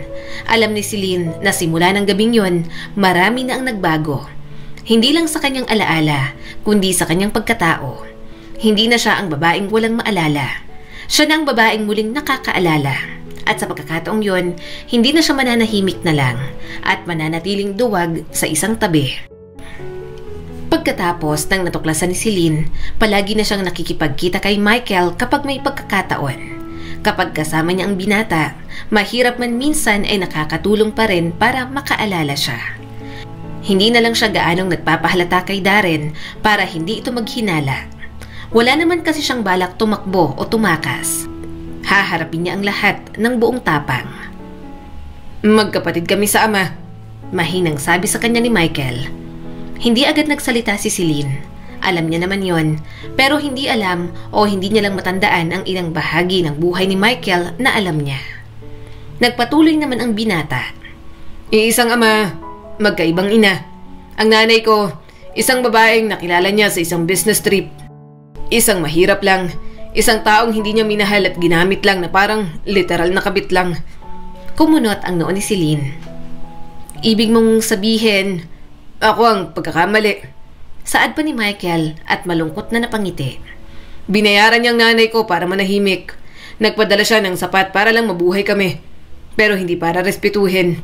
Nang namatay si nanay, dinala ako sa tatay ko. Pero hindi dahil sa pagmamahal, kundi dahil na lang sa konsensya. Kilala naman ako bilang anak ni Papa, pero hindi niya ako ipinakilala kahit kanino ng direkta. Hindi niya ako itinuring na anak. Laging nasa likod. Laging tago. Pero okay lang. Gumawa na lang ako ng sarili kong pangalan. Kaya alam kong kahit anong mangyari, kaya ko sila. Hindi ako naging ganito para lang ibalik nila sa baba at tapakan ulit. Napalunok si Celine. At si Darren, Napatawa si Michael at may pait sa boses nito. Kinamuhian niya agad ako. Tingin niya sa akin, sisirain palagi ang imahe ng pamilya. Sila naman ang sumisira sa mga sarili nila mismo. Hindi kami naging magkapatid ni Darren, ni hindi kami naging malapit. Napakapit si Celine sa laylayan ng kanyang palda. Kaya rin siguro sa lahat, kahit alam kong kapatid ka niya, sa'yo ko madaling napanatag. Pero nakakalungkot lang na ganito ka lumaki, na hindi ka nakaranas ng maayos na pamilya, Michael. Umiling naman ang binata. Hindi mo kailangang malungkot para sa akin. Maaga ko palang natutunang maglaho. Matutong makinig kaysa magsalita. Tanggapin ang tira-tira at magkunwaring busog sa atensyon na ibinibigay nila. Isa pa, hindi ko rin naman sila gusto. Ayoko maging parte ng success nila na walang pagpapakatao. Matamang tiningnan ni Celine si Michael. Sa mga sinasabi ng binata, nararamdaman niya na agad na malalim ang sugat na iniwan dito mula pagkabata. Kaya rin siguro sila magkasundo at madaling nagkapalagay ng loob. Pareho silang napagkaitan ng nararapat na pagmamahal sa kanila. Pero ikaw, dagdag ni Michael at nagsusumamo ang mga mata sa kanya. Hindi mo ako tiningnan ng ganon. Nanlaki ang mga mata ni Celine. Ako? Tiningnan mo ako sa mata. Sambit ni Michael at may bahid ng ngiti ang mga labi. Tinanong mo kung kumusta ako sa tuwing nakikita mo ako dati. Kahit hindi naman tayo close. Hindi mo inintindi ang apelyido ko o ang mga usap-usapan tungkol sa akin. Hindi ka agad nang huhusga ng tao. Nagpakita ka ng kabutihan kahit hindi madali. Pinaramdam mo sa akin na mahalaga ako, Celine. Kaya hindi mo ako masisisi kung bakit gustong gusto kitang agawin kay Darren. Siguro, kung minahal ka niya ng tama, hahayaan ko. Pero sa lahat ng ginagawa niya, pipiliin kong maging makasalanan kesa manatili ka sa impyernong yun. Pasalamat na lang talaga ako na laging nauudlot ang kasal ninyo. Parang kahit papano, gumagawa pa rin ng paraan ng tadhana na hindi kayo magsama ng tuluyan. Nang maaksidente ka, natakot ako. Akala ko, mawawala ng isang taong labis na nagpapahalaga sa akin. Hinawakan niya ang kamay nito. Mahalaga ka, Michael. Noon pa man. Kahit bago ko pa maalala ang lahat, naramdaman ko na yon. Unti-unti ko nang nabubuong muli ang kabuuan ng mga alaala ko at may mga bagay nang nagpapalinaw sa akin. Tahimik lang si Michael na parang pinakikiramdaman siya. Yun ang isa sa mga nagustuhan niya sa binata. Marunong itong makinig sa kanya. Palaging tinuturing ng mga magulang ko si Darren na parang trophy sa pamilya namin. Kaya nang manligaw sa akin, natuwa agad sila. Sabi ni Celine bago na pabuntong hininga. Pumayag lang naman ako kasi first boyfriend ko. Pinakitaan ako ng mabuti kaya mabilis akong nahulog. Sa tingin ko noon pa man, alam ko nang may mali.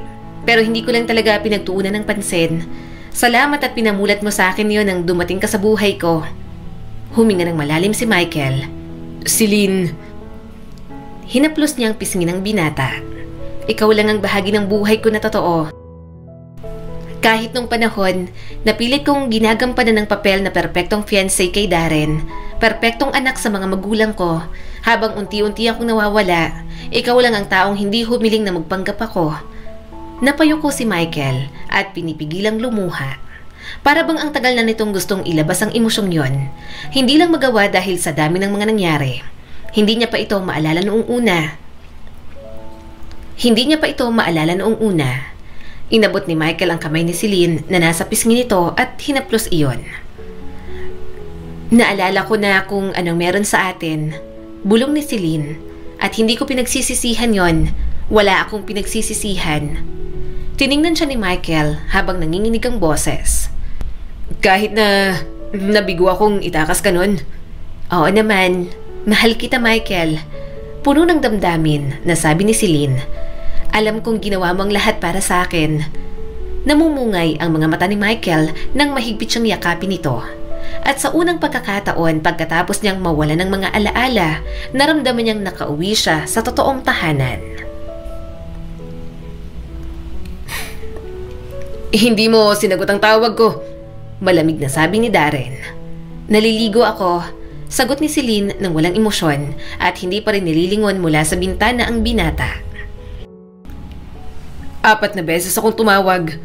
Mariin itong sambit at inihagis ang mga susi sa tukador. Anong mas mahalaga kaysa doon? Dapat sinasagot mo palagi ang tawag ko. Wala ka namang ginagawa rito sa bahay. Naningkit ang mga mata ni Darren at sinusuri ang kanyang mukha na para bang naghahanap ng kasinungalingan. Bakit mas malamig ka ngayon? Para kang lutang kapag kinakausap kita. Hindi mo na ako hinahawakan. Umiilag ka kapag hinahalikan kita. Mabilis ang tibok ng puso ni Celine pero hindi nagbago ang ekspresyon niya. Guni-guni mo lang yan. Hindi. Mariing sabi ni Darren at mas lumapit pa. Alam kong nakikita ko. Alam kong nararamdaman ko. Narito ka nga pero parang may ibang laman ang isip mo. O baka naman ibang tao. Dahan-dahang inalis ni Celine ang paningin sa mukha nito. Paranoid ka na. Dumilim ang mga mata ni Darren. Huwag mo akong lokohin, Celine. Alam ko kung paano ka managinip. May sinasabi ka sa pagtulog mo. Nanigas ang katawan ni Celine, hangad niyang hindi niya nababanggit ang mga pangalan ni Michael. Hindi nito pwedeng malaman na nakakaalala na siya. Kailangan niya pang manatili roon para sa mga ebidensyang gusto niya. Lumapit pa si Darren at mahigpit na hinawakan ang kanyang braso sabay bulong. Sino siya? Sino ang lalaki mo nun? Nakakaalala ka na ba? Siya bang iniisip mo habang katabi mo ako? Habang hinihipo kita? Hindi siya sumagot. Matama niya itong tiningnan. Hinding-hindi siya aamin. Walang mapipiga si Darren sa kanya. Ayaw ni Celine na mapahamak si Michael. Umatras si Darren ngunit agading lumapit muli. Nagbago na ako, Celine. Mabuti ako sa'yo. Pwede akong sumabog nang nakalimutan mo ang lahat. Pero hindi ko ginawa. Pinili kong manatili. Akin ka. Kahit anong maalala mo, hindi yun nagbago. Matagal na tinitigan ni Celine ang binata at sa wakas, nagkaroon siya ng lakas ng loob. Anong nagbibigay sa'yo ng ideya na gusto ko pa rin maging sa'yo? Hinawakan ni Darren ang kanyang pulsuhan. Hindi marahas pero sapat para ipaalala ang kapangyarihan nito sa kanya. Mahal mo ko, sabi ni Darren habang nakangisi. Paulit-ulit mong sinabi yon. Suot mo pa rin ang singsing ko. Mahal mo ko kaya hindi mo ko maiwan-iwan, diba? Tumingin si Celine sa kanyang kamay. Tapos, marahang binawi ang kanyang pulsuhan. Oo, bulong niya naman. Sinabi ko yon bago ko maalala kung bakit ko itinigil. Wala pa akong gaanong naaalala. Pero nararamdaman ng puso ko na parang may mali. Na parang may hindi tama. Namutla ang mukha ni Darren. Lalabas lang ako. Kalmado niyang sabi. Kailangan ko ng hangin. Huwag kang maglalakas loob na iwan ako. Sigaw nito. Bahagya siyang lumingon. Kung gayon, huwag mo akong bigyan ng dahilan. Hindi niya isinara ng malakas ang pinto. Hindi niya na kailangan. Dahil kung banta ang ginawa sa kanya ni Darren, hindi na siya matatakot. Habang tumatagal, mas lalo siyang nakakaalala. Naalala niya na kung saan niya nilagay ang mga tinagong ebidensya noon. Kinuha ni Celine ang lumang cellphone at binuksan ang lihim na photo album. Nandoon ang mga screenshot ng mga pagbabanta, voice memos ng kanyang pagsigaw, mga larawan ng pasa, at may mga petsa lahat ng yon. Bawat piraso ng ebidensya ay may kwento. At siya na ang nagdedesisyon ngayon. Si Michael ang naging katulong niya sa lahat ng yon. Binigay din nila sa abogado ang lahat ng ebidensya na mayroon si Celine. Tuloy-tuloy na talaga, ani Michael at huminga ng malalim. Hindi ko na kayang mabuhay ng ganito, sagot naman ni Celine. At hindi ko na kayang tumakbo, hindi na ngayon, ayoko nang maging duwag. Gusto kong harapin si Darren at pagbayarin siya sa kasalanan niya. Tumakbo ako nang pinili kong manatili, nang umiti ako sa mga larawan kasama siya, nang pinaniwala ko ang sarili kong kasalanan ko ang lahat. Yun ang pagtakas. Pero ngayon, gusto kong maramdaman niyang takot, ang kabayaran, lahat ng nilunok kong sakit. Gusto kong malasahan niya. Hinawakan ni Michael ang kanyang kamay. Hindi ka nag-iisa. Bahagya siyang tumango. Alam ko, kaya nagpapasalamat ako na hindi mo ko iniwan, na hindi mo ko sinukuan. Tiningnan ni Celine ang sarili sa salamin. Palagi siyang umaasa na mananahimik ako. Akala niya, kaya niya akong buuin ulit sa paraang gusto niya. At ngayon, tanong ni Michael at nakatingin din sa kanya sa salamin. Ngayon, ako nang pumipili sa version ko. Hindi niya na ako kayang kontrolin. Ako ang magsusulat ng wakas ko sa mga palad niya. At hindi siya. Mariing sabi ni Celine at puno na ng tapang. Ngumiti si Michael pero may lungkot sa likod nito. Sana naging ibang lahat. Sana nga, bulog ni Celine. Sana nga, ikaw na lang ang una kong nakilala bago siya. Baka kahit paano, hindi ko naranasan ang mga naranasan ko noon. Nang makahanap ng pagkakataon, umalis na si Celine sa bahay na yon. Dinala siya ni Michael sa mas ligtas na lugar habang inaasikaso na ang ikakaso nila kay Darren. Nag-file na rin ng restraining order para hindi madaling makalapit sa kanya si Darren. May warrant of arrest na, sabi sa kanya ni Michael. Marahan siyang tumango. Hanggang ngayon, hindi pa rin ako makapaniwala. Kaunti na lang, mabibigyan ko na ng hustisya ang sarili ko. Hinaplos ni Michael ang buhok niya. Makakamtan mo rin ang hustisya at kapayapaan sa sarili mo. Inilaban mo na sa pagkakataong to, kaya alam kong makakamit mo na si Lynn. Maya-maya'y nakatanggap si Celine ng text message mula sa kanyang mga magulang. Ayaw niyang harapin ang mga ito, pero mas mabuting makausap niya na lamang. Kaya namalayan niya, nakatayo siya sa bahay ng kanyang mga magulang. Nagmamadaling lumapit ang kanyang ina. Kasunod ang ama ni Celine na namumulang mukha at matalim ang mga mata sa galit. Ano bang iniisip mo? Singhal ng kanyang ina. Kinansela mo ang engagement mo kay Darren? Tapos ngayon, ipinahuli mo siya? At ngayon, eto na ang gulo sa media. Kung may problema kayo, sana sa inyo na lang dalawa at pinag-usapan ninyo. Hindi natinag si Celine. Bakit? Sa tingin mo po ba, Mama, maayos kami sa usap lang? Magiging maayos ako pagkatapos kong matamo ang mga sugat at pasa mula sa kanya? Sinabi ko lang ang totoo. Sumunod ang boses ng kanyang ama. Pinahiya mo kami. Tumawag ang ama ni Darren. Magwi-withdraw ang kumpanya nila sa foundation. Alam mo ba kung anong ibig sabihin nun? Alam ko po. Sagot naman ni Celine at seryoso lang ang ekspresyon na ipinapakita. Ibig sabihin, mas mahalaga sa inyo ang pera ng isang lalaki kaysa sa mabali ang mga buto ng anak nyo dahil sa pagmamaltrato. Napasinghap ang kanyang ina. Ang kapal ng mukha mong sabihin yan. Kapal ng mukha ko po? Lumapit si Celine at tumataas na ang tono. Sinaktan niya ako. Tinakot niya ako. At sinabi niyo lang na maging matiisin ako. Na mahal niya naman ako. Alam niyo na noon pa. Nakita niyong mga pasa. Nakita niyong napapaurong ako tuwing hinahawakan niya ako. At sinabi niyo lang, ngumiti ako ng mas maganda. Kasi baka may makahalata sa problems naming dalawa ni Darren. Itinuro siya ng kanyang ama na parang batang pinapagalitan. Sinira mo ang pangalan natin. Wala nang matinong lalaking papatol sa'yo. Tinitigan ni Celine ang mga magulang.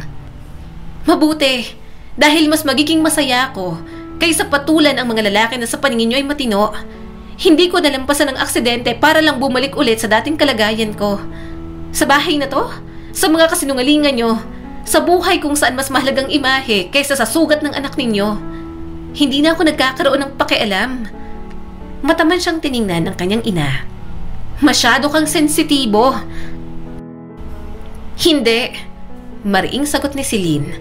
Pinalaki niyo lang akong manahimik, kaya hindi kayo sanay na pumapalag ako. Magkaiba yon. Kinuha niya ang bag. May press conference ako bukas. Magsasalita ako sa publiko. Hindi lang tungkol kay Darren, kundi sa lahat ng to. At wala akong pakialam kahit na itakwil niyo pa ako. Napailing ang kanyang ama. So gusto mo nang kaawaan ka ngayon? Nagmamalaki ka na? Hindi. Sagot naman ni Celine. Gusto kong marinig ako. Gusto kong ipakita kung paano niyo ako tinatrato lahat. Sa inyo ako nagsumbong, pero patay mali siya lang kayo. Kinabukasan, nakatayo si Celine sa entablado, suot ang navy blue na blouse at simpleng slacks. Wala siyang takot at walang bahid ng pag-aalinlangan. Agad nagtipo ng media. Nakatayo si Michael malapit sa pinto at tahimik na pinapanood ang lahat. Huminga ng malalim si Celine at lumapit sa mikropono. Ako si Celine Alvarez. Dati akong fiancé ni Darren Velasco. Kilala niyo kami mula sa charity events, press releases, at magagarang post sa social media. Tumigil siya nang may kumidlat sa kamera. Pero ni isa sa mga yon ay hindi nagsabi ng totoo. Mahigit 1 taon akong namuhay sa takot. Sa likod ng mga saradong pinto, tiniis ko ang emosyonal na manipulasyon, pagyurak sa sarili kong dangal, at pisikal na pananakit mula sa lalaking tinatawag niyong mabuti. Napapaurong ako tuwing inaabot niya ako. Sinabihan ako ng mga magulang kong tiisin, pero ang puso ko ang nagsabi at tumakbo na. At sa huli, nakinig ako. Itinaas niya ang isang USB drive. Nasa loob nito ang mga larawan, mensahe, at mga audio recordings na ipasa na ito sa mga otoridad. Lalong dumami ang flashes. May ilang bumubulong. Hindi ako nandito para manira. Nandito ako para bawiin ang sarili kong pangalan at ayusin ang buhay ko pagkatapos ng mga issue na to.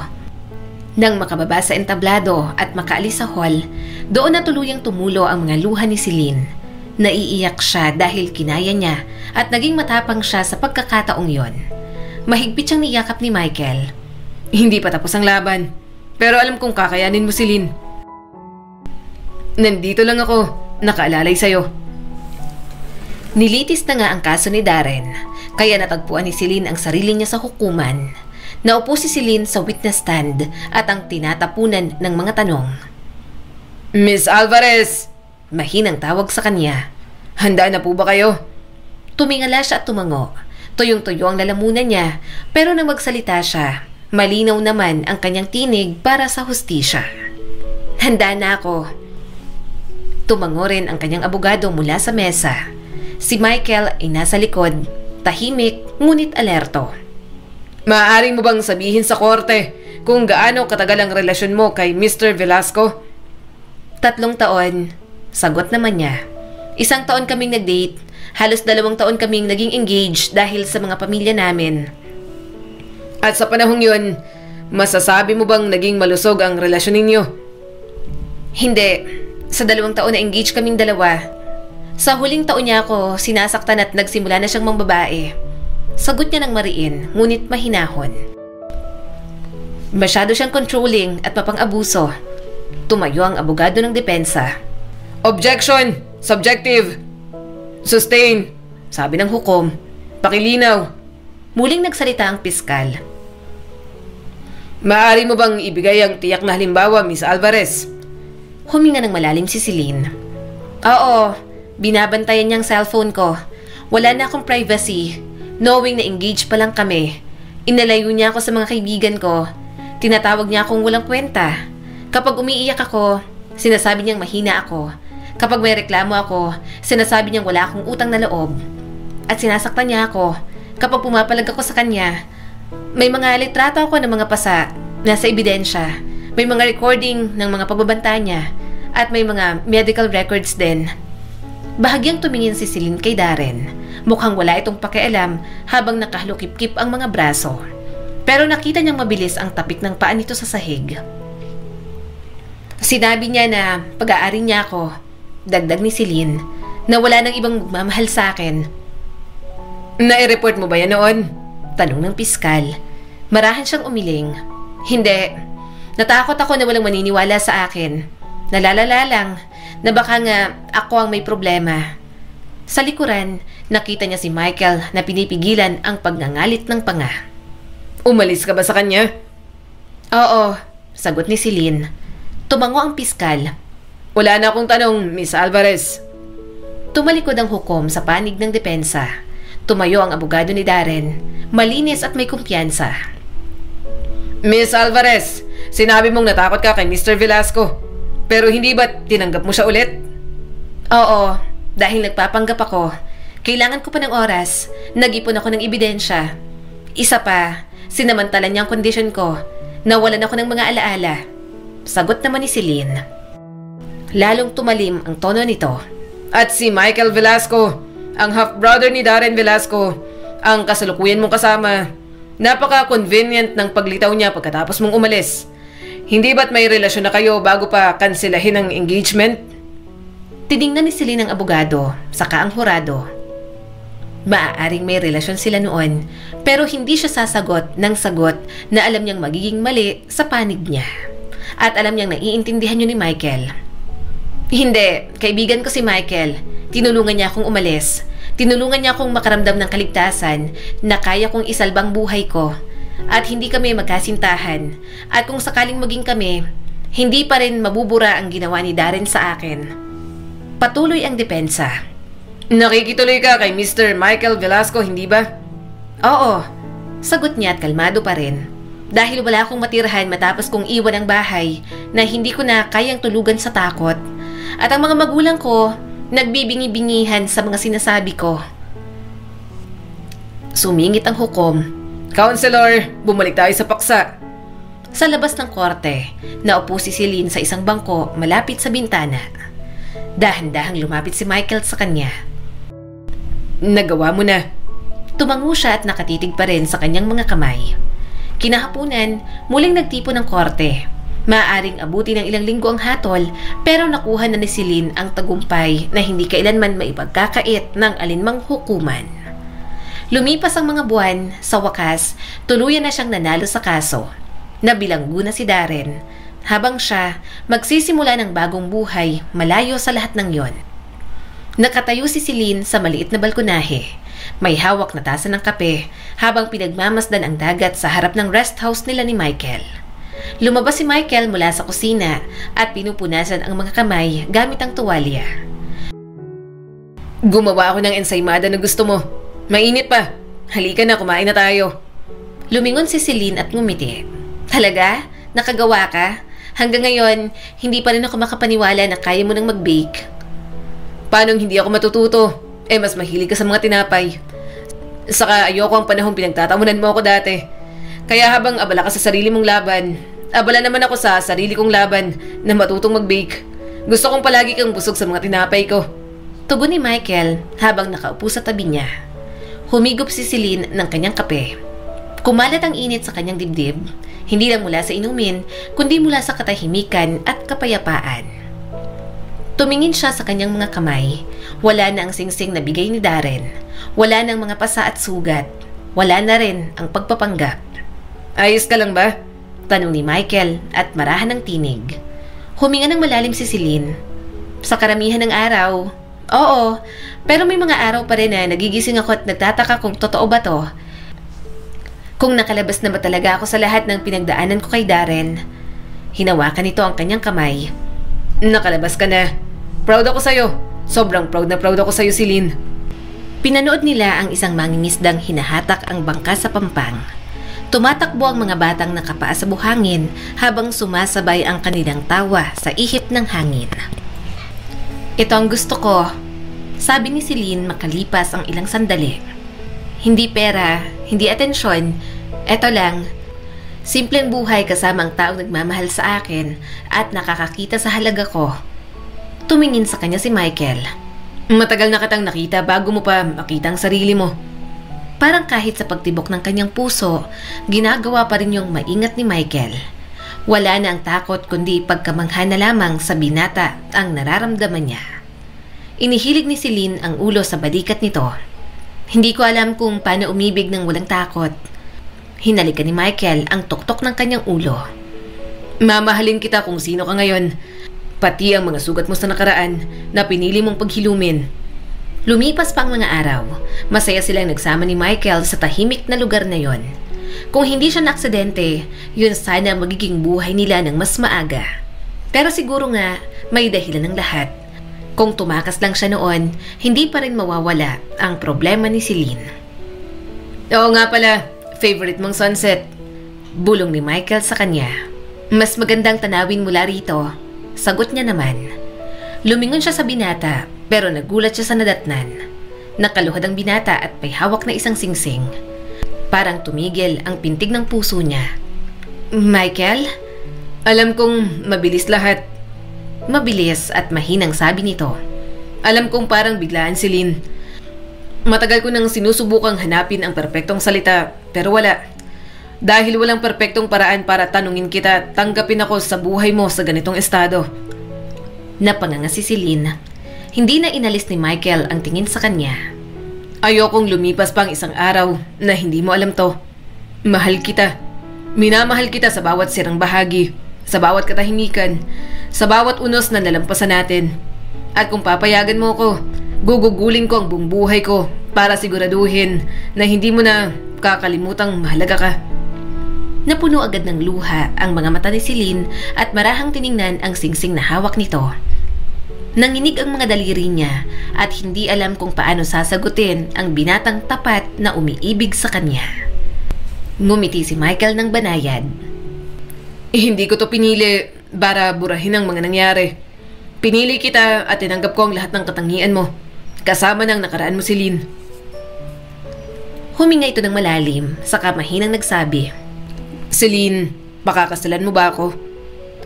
Parang pati mundo, tumigil na sa paghinga. Itinapat niya ang dalawang kamay sa kanyang bibig at hindi makapagsalita. Napakalakas ng tibok ng puso ni Celine. Masyado na siyang nabibingi sa sinisigaw ng kanyang damdamin. Nakaluhod pa rin si Michael, matatag ang tingin na parang handang maghintay habang buhay. Natawa si Celine sa gitna ng luha. Oo, Michael. 1,000,000 beses na oo. Pakakasalan kita. Yumuko siya at hinawakan ang mukha nito habang ang luha ay dumadaloy sa kanyang pisngi. Ikaw ang tahanang hindi ko alam na hinahanap ko. Mahal kita, Michael. Mahal kita sa pananatili mo. Mahinang tumawa si Michael, nanginginig din habang sinusuot ang singsing sa kanya. Tumayo ang binata at niyakap siya ng mahigpit. Subalit ang saya na mayroon sila ni Michael, hindi talaga hinahayaan ng tadhana na manatili ng pangmatagalan. Han, grocery lang ako ah. Nakangiting sabi ni Michael sa kanya habang pinapaikot ang susi sa daliri. May gusto ka bang ipabili? Napangiti siya kaagad. Siopaw na lang. Mahinang tumawa si Michael at hinalikan ng kanyang sentido. Sige, ibibili kita ng siopaw na gusto mo. Mabilis lang ako. Babalik ako agad, Celine. Habang wala si Michael, naglinis na muna siya ng bahay nila. Mahinang humuhuni si Celine habang pinupunasan ng counter gamit ang malinis na tuwalya. Nakayapak pa sa kahoy na sahig. Isang tahimik na umaga na puno ng munting ligaya. Isinuksok niya ang hibla ng buhok sa likod ng kanyang tenga. Nakangiti siya ng walang dahilan, payapa lang talaga ang kanyang pakiramdam. Hanggang sa 3 malalakas na katok ang yumanig sa kapayapaang iyon. Pumunta siya sa pintuan at bumungad sa kanya si Roxanne, ang secretary at isa sa mga babae ni Darren. Dahan-dahan niyang binuksan ang pinto. Anong ginagawa mo rito? Lumapit si Roxanne at kumikislap sa galit ang mga mata. Sinira mo ang buhay ko! Napailing si Celine, hindi maintindihan ang point ng pagsugod nito dito. Pumasok ka sa buhay namin nang alam mong may fiancé na si Darren. Alam mong may pinanghahawakan na siya. Nilandi mo pa rin. Mahal ko siya! Sigaw ni Roxanne. Hindi yan excuse para ikalat mo ang kalandian mo. Nakipagtali ka sa kanya. Singhal ni Celine. Sa likod ko, sa bahay namin, sa mismong kama namin nun, sa opisina ni Darren. Kahit saan na lang kayo maabutan, mga baboy kayo. At ngayon, ikaw ang may ganang sumigaw sa harap ko? Tinulak siya ni Roxanne. Bakit hindi kita sisigawan? Ikaw ang dahilan kung bakit nasa bilangguan si Darren. Hindi. Mariing sagot ni Celine. Nasa bilangguan siya dahil sa ginawa niya. Sinaktan niya ako, niloko niya ako, nilinlang kayong lahat. Ikaw, isa ka lang sa mga pumayag na gamitin niya. Nagpagamit ka, gamit ang katawan mo, tapos hahanap ka ng masisisi ngayon? Naglalagablab ang mga mata ni Roxanne sa galit. Nawalan ako ng anak dahil sa'yo. Kumunot ang noo ni Celine. So, nagpabuntis ka pala kay Darren. Pero hindi ko maintindihan ang point kung bakit ako ang sisisihin mo sa mga bagay na hindi ko naman kasalanan. Buntis ako noon. Alam mo ba kung anong epekto ng stress sa babaeng nagdadalang tao? Nawalan ako ng anak. Nawala pa si Darren sa akin. Hindi mo man lang binigyan ng tsansang tao. Samantalang ikaw, ang saya-saya dito kasama ang kapatid niya. Ikaw dapat ang nasa bilangguan at hindi si Darren. Galit na sigaw ni Roxanne. Huminga ng malalim si Celine. Hindi mo pwedeng ibunto ng lahat sa akin. Kasalanan niya ni Darren. Kasama ka rin. Pinili mong maniwala. Pinili mong ipagtanggol siya. Tinakpan mo ang kasinungalingan niya kahit alam mong sinasaktan niya ako. Dahil mahal niya ako. Sigaw ni Roxanne. Sabi niya, kung hindi ka naman ganyan, hindi ka naman niya sasaktan. Hindi mo siya naiintindihan. Ewan ko sa inyo. Bagay kayo. Magsama kayong dalawa. Wala akong pakialam. Mariing sabi ni Celine. O baka kaya nagngangalit ka dyan dahil alam mo na kahit kailan, hindi gusto ni Darren ang mga mabababang babaeng katulad mo. Alam mong hindi ikaw ang pinili. Inalok mo ang sarili mo sa lalaking may iba na. Hindi ka espesyal. Nakakaawa ka. Isang sampal ang bumagsak sa mukha niya. Napaatras si Celine at hindi makapaniwala. Hawakan mo ko ulit. Babala niya, habol ang hininga. At paniguradong pagsisisihan mo. Ngunit hindi tumigil si Roxanne. Tinulak siya paatras, hinablot ang braso niya at pilit siyang hinila pababa sa hagdan sa labas ng bahay. Kumakawala si Celine pero ang higpit ng hawak nito. Magbabayad ka! Sigaw ni Roxanne. Hindi ka karapat dapat sa kanya o sa masayang buhay na meron ka ngayon.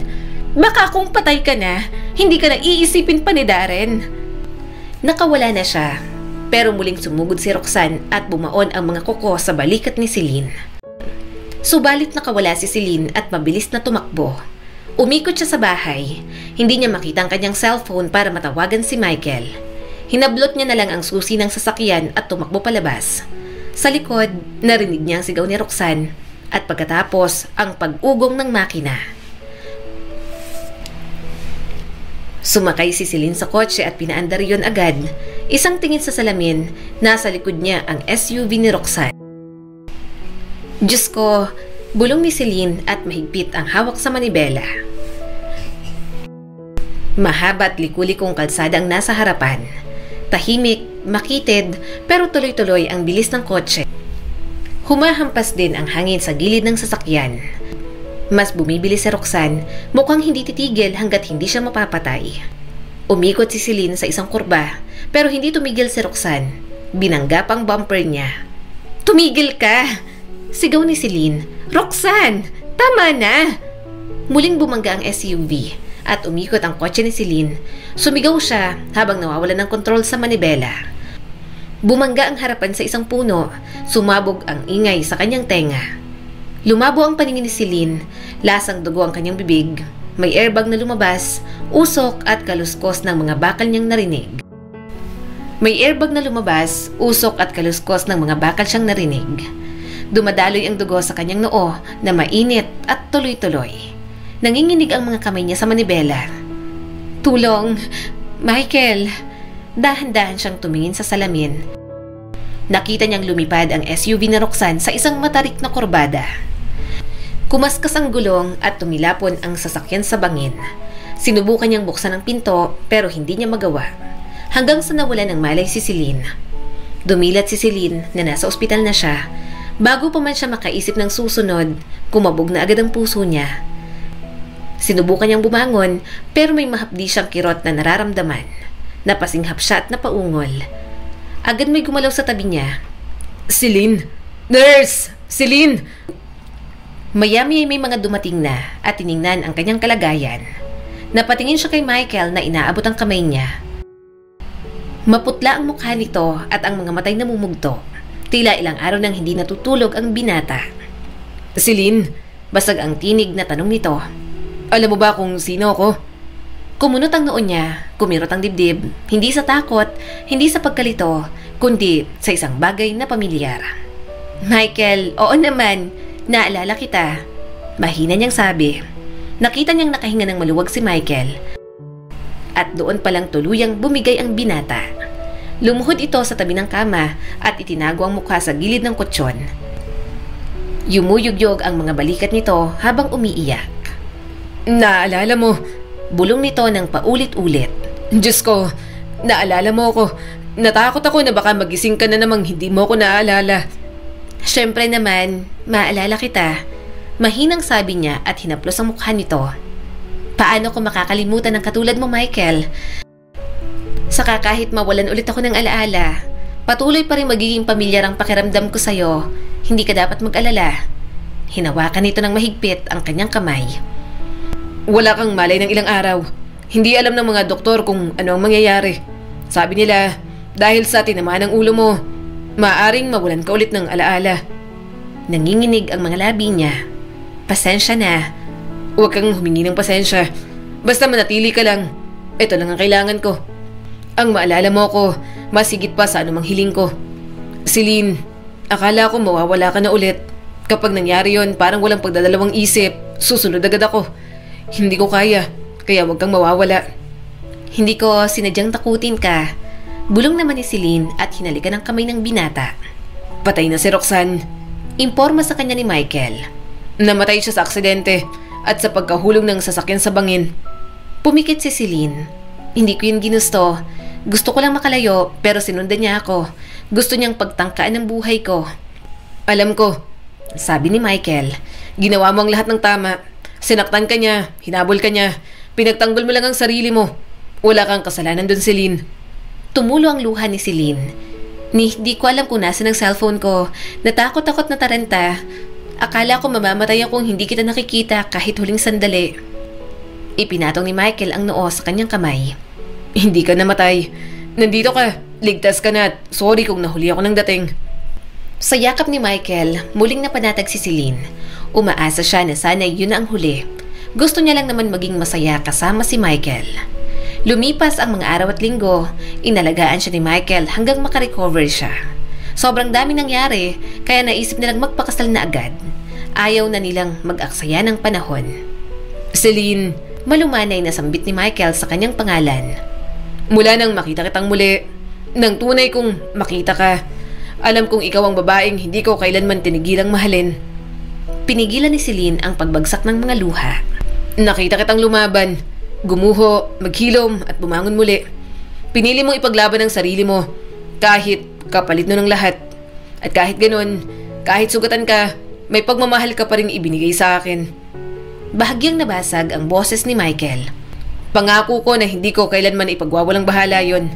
Pangako kong hindi na kailanman pagdududahan ang halaga mo, ang ganda mo, o ang lakas mo. Pangako kong ako ang magiging lambing kapag magaspang ang mundo sa'yo, Celine, at magiging matatag para sa ating dalawa kapag napapagod ka. Pangako kong tatanda tayong magkasama at hinding-hindi ko bibitiwan ang kamay mo. Tumulo ang luha ni Celine. Masaya siyang ito ang lalaking pakakasalan niya. Wala siyang kahit na anong pagsisising nararamdaman. Michael, bulong ni Celine, hindi ka kailanman maingay sa pagmamahal mo, pero nanatili ka nang gumuho ako at nawala. Kahit hindi kita matandaan, ipinaglaban mo pa rin ako. Tumango si Michael at puno ng pagmamahal siyang pinagmasdan. Tinanggap mo ako, dugtong pa ni Celine. At sobrang saya ko, Michael, na sa'yo na ako magpapakasal ngayon, na ikaw ang tamang lalaki para sa akin. At ngayon, tinitingnan mo ako bilang asawa mo. Pagkatapos ng kasal nilang dalawa, nagkaroon sila ng munting salo-salo. Simpleng kasal lang, pero parang engrande dahil sa labis na pagmamahal. Inilabas niya mula sa bestida ang isang maliit na sobre. Napakunot ang noo ni Michael. Plano ko sanang ipagpaliban muna, pero parang ngayon ang tamang oras. Dahan-dahang binuksan ni Michael ang sobre. Sa loob, isang larawan ng sonogram. Sandaling hindi ito kumilos. Nakatitig lang ito sa imahe at biglang tumulo ang mga luha. Tumango si Celine at pinunasan ang mga luha ng kanyang asawa. Magkakaanak tayo, Michael. Magiging daddy ka na. Umawang ang bibig nito at naiiyak pa rin. Celine, natawa si Celine nang mahigpit siya nitong yakapin at mas lalong humikbi. Akala niya siya ang pinakaiyakin sa kanilang dalawa. Si Michael pa pala ang mas lumuha sa magandang balitang yon. Pagkatapos nilang ikasal, lalo silang namuhay sa simpleng buhay na gusto nila. Hindi naman perpekto ang kanilang pagsasama. Minsan, nag-aaway din, pero hindi nila hinahayaang matapos ang araw na hindi sila maayos. Walang matutulog hanggat hindi sila nagkakabati. Yan ang mahirap sa'yo, Michael. Masyado mong binibibiyang si Ingrid. Sobrang spoiled na dahil sa'yo. Naiinis na sabi ni Celine at padabog na naghuhugas. Napakagatlabi si Michael. Sorry na, pinayagan ko kasi alam ko namang mabait si Ingrid. Alam kong hindi tayo susuwayin. Saka i-reward na lang natin. Total, maganda naman ang performance niya sa class. Napairap si Celine. Ewan ko sa'yo, lubayan mo ako, naiinis pa rin ako. Pero hindi siya nilubayan ng kanyang asawa. Niyaka pa siya mula sa likod at hinaplos ang maumbok niya ng tiyan sa pang-apat nilang anak. Sorry na, please. Han, huwag na tayong mag-away. Sige na, ako nang mali. Bati na tayo. Hirap mo talagang galitin, buntis. Siniko niya naman ito. Manahimik ka nga. Naiinis pa ako sa'yo. Hindi mo ako pinagbigyan ng isang araw. Sabi ko, mag-duster ka. Hindi mo naman ginawa. Napakamot ito sa batok. Hindi ko kaya. Michael, alam mong emosyonal ako. Buntis ako kaya dapat pagbigyan mo ako sa gusto ko. Alam mo ba, naisip ko na baka hindi mo na ako mahal. Nakakainis ka, Michael. Maghiwalay na nga tayo. Pangit mong asawa. Niyakap lang siya ni Michael. Humaba pa ng humaba ang pagtatalo nila. Pero maya-maya, magkapulupot na rin naman sila. Parang mga tuko sa isa't isa. Mommy! Sigaw ni Rio sa kanya. Mommy, nandito na po kami. Siniko niya ulit si Michael. Nandito ng mga anak natin, asikasuhin mo. Ikaw ang maglaban ng mga uniform nila. Binibwisit mo ako. Kaya nilang magkaroon ng katulong pero hindi na sila kumuha. Kaya naman nilang buong pamilya ang mga gawaing bahay. Sa bahay lang din nagtatrabaho si Michael kaya walang problema. Maya-maya'y sobrang ingay na ulit sa kanilang tahanan. Gayunpaman, para kay Celine, yun ang ingay na nagdadala ng kaligayahan. At nagpapasalamat siya sa Diyos na ibinigay sa kanya ang pamilyang mayroon siya. Pinapaalala sa atin ang kwentong ito na kahit gaano man tayo mawasak, may kakayahan pa rin tayong magsimulang muli. Itinuturo nito na ang tunay na lakas ay hindi ang pananahimik sa sakit, kundi ang tapang na magsalita, lumayo at piliin ang sarili. Muli, ako po si Skylar Guro at sana may bago na naman kayong natutunan sa kwento natin ngayon. Maraming salamat po.